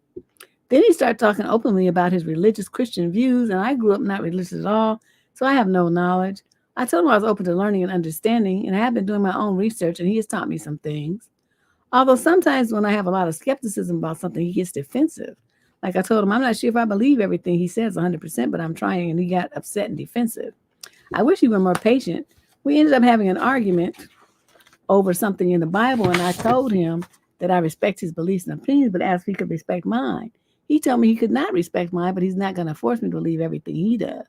This really concerns me because I have been so accepting and patient with him, and it worries me that he may not respect other things I may have on opinions on outside of religion, or dismiss every opinion that I have that doesn't align with his. I feel frustrated and unsure of how to move forward. Any advice would be excellent. Yes, you move forward by moving away. Once he decided to go down that religious path, that is when your relationship went up in smoke. Because what you want and what you need to feel happy and satisfied in a relationship is no longer available from this man. And I'm not just saying just the nook part. I'm talking about the understanding and openness. Because once he decided to turn his back on the things he had investigated and explored and go back to believing in his religion solely and putting, trying to pressure you into it and understand to understand and all sort of stuff either, not just for himself, but he wants you to pressure you to be like him, then that's when it's over. Because you were raised like me. We're not raised in any kind of religion. I mean, you do you, boo, but don't try to put that on me. I'm not going to be bothered with all of that. I don't believe in it. I'll never believe in it. So you do what you want to do, but just leave me out of it. So that's the understanding though that you haven't arrived at yet, that this relationship is over. He's going to want to marry somebody who's got his same belief system. That's not you. So don't even waste your time don't waste more of your time thinking that this is going to go anywhere. It's not. Okay, just leave him alone. Question number 23. This is a female 20 to 32 age group. Third issue. How early in the dating stage do you bring up children? I am about 99% certain I do not want kids. I have no motherly instinct, and I really feel I regret having children. So how soon should I mention this to guys when I'm in the super early dating stage? I feel like this is a topic that needs to be brought up early, but I'm also really new to dating, so I don't have much clue on this stuff. You was in a long-term relationship before or something? Some people do that, pretty early within the first couple of dates. They have that kind of conversation. Usually it's prefaced, it's more general and vague though. Like, well, what do you want to do with your life? Do you see yourself, having a family or, being married? And, it's like a more general kind of question just to see, what kind of lifestyle you plan to have for the rest of your life. And that would be the point if he asked you that, for you to say, well, I wouldn't mind getting married. I think that would be fun, great, whatever you think. But one thing I don't want to do is have children. And just tell him. I mean, he might be happy because he might be one of them dudes that don't want to have kids either. But he might be one, oh my God, how could you say that? That's a woman's duty. And be one of them kind, with great case, just get your purse and get up and walk away. The date is over. So think about that, because I'm thinking that's a conversation that should come up within the first 3 dates. Definitely before y'all get horizontal. This is the conversation that you need to have. So neither one of you waste your time. You're in the 28 to 32 age, but that's old, kind of old when people start thinking about marriage and having kids and stuff like that. So if you don't want to waste his time and you don't want him wasting yours. Question number 24, female 22 to 27. Summary of issue, what should I do? I went on a bowling date yesterday, and it was mine and his second date. The first date was fine. We went for a walk. I've always struggled to start conversations and carry them on, even when I was little. I probably have a bit of social anxiety. We were bowling, but we weren't talking much. It's difficult to have a conversation as you're walking up and throwing the balls. Then he says to me, it's awkward as we're not talking at all. And he basically said, I think we should leave. This is awkward. So we left. He then said, we can't keep seeing me. He can't keep seeing me if we keep being sit in silence because it's awkward. But the thing is, you can't just be constantly yapping as you would run out of things to say. He said, you're not showing any emotion to what I just said. It's like you're not even actually interested. When all it was that I felt awkward and I didn't know what to say. To be honest, this upset me. Should he have acted like that? Yep, he sure should have. I mean, you feeling awkward and you want people to be like all patient, so while you sit there like a bump on a log. You admit that you've had trouble carrying on a conversation since you were little. So yes, this is all on you, chick. You just mad because he called you out on it. And I'm feeling like if this is something that you've been dealing with since you were little, God damn it, you're plenty old enough now to have done something about it. See a fucking shrink, read some books, do something. Figure out some way to fix this. But no, you just sit up there and think you're going to date people and just sit there and look at them and have your social anxiety. He's not about that life. He let you know. So you don't have any need to get upset. There's something that you set yourself up for by knowing that this is how you've been since you were a kid and not getting off your ass to do anything to fix the problem. So that's what you get. I don't know what you think is you was gonna hear from me. You brought this on yourself, being lazy. And our final question of today, this is a young man, the 20 to 32 age group. Summary of issues, split the check with a question mark. Okay, Deb, this has been on my mind for a while. I've enjoyed going to nice restaurants for dates where it was a couple of $100. However, that's when I was married and in a committed relationship. What do you eat that costs a couple of $100? Well, I know $100 maybe. First few dates, I just don't think I should pick or she should recommend something more expensive. You don't think you should pick or that she should recommend something more expensive, okay? But recently, I got really annoyed when this woman scoffed when I suggested a regular place like Chili's. I don't know, I like it. So we went to this fajita place that had margaritas. The bill was $150 to $200. So I asked with tax and tip and all that. How do two people eat margaritas and Mexican food for $200 worth of stuff? It was no real connection. And she made a comment that she needs to leave soon. She ordered another drink though. At that moment when she ordered, I stopped the waitress and asked for separate checks. She scoffed again. If you couldn't afford this place, I replied, I can't afford it, but we're not going to talk again. And this wasn't a let's form a connection on your end at all. All I could think of was that she just wanted a free meal. We drove separately, so I left cash and walked out. Do y'all feel I was in the wrong? I honestly don't consider it because it seems a third of women go on dates for a free meal, according to some study I read.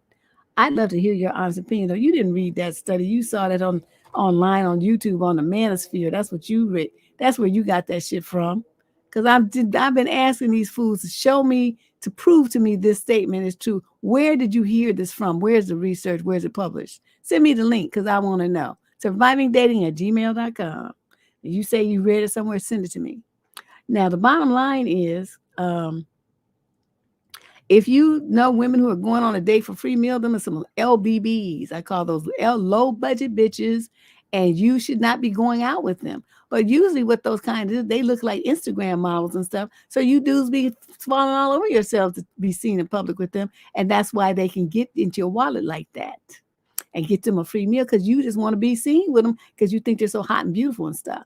So it's a trade-off. Either you pay and you go out with the Instagram girl and she's getting a free meal because you know she don't really want you because you know you ain't up to certain level of heat, or you choose a more moderate woman and then you go to a more moderate place and then you stop complaining. It's gonna be one of them too. You can't get it both ways. So I personally don't understand what kind of Mexican food and drinks you had that cost $200. Where the hell do you live that this costs that kind of money? Because here in the Bay Area, I mean, you'll go out of 4 people and it's only going to be $100. I mean, I guess we start ordering drinks. But when I go out to, when I treat people, I don't pay for alcohol. So you can order some drinks, but you can pay that yourself. I'll buy your food, though, because I said I'll take you to dinner.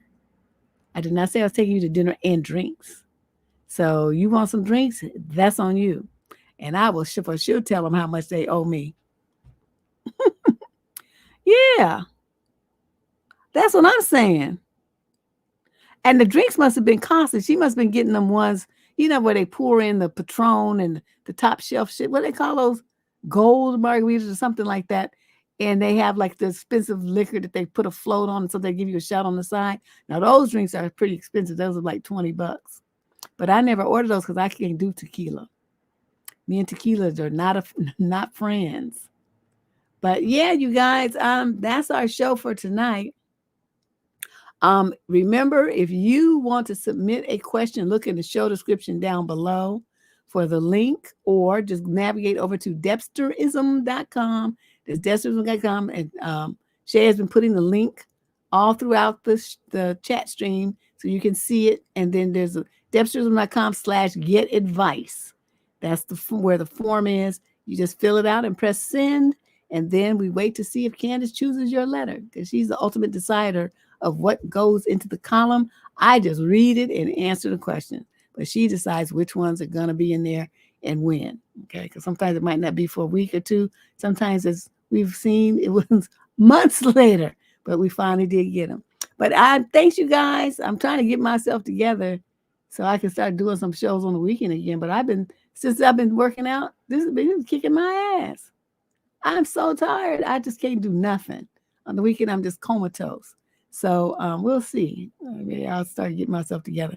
But that's the show for tonight. So I'll talk to you later.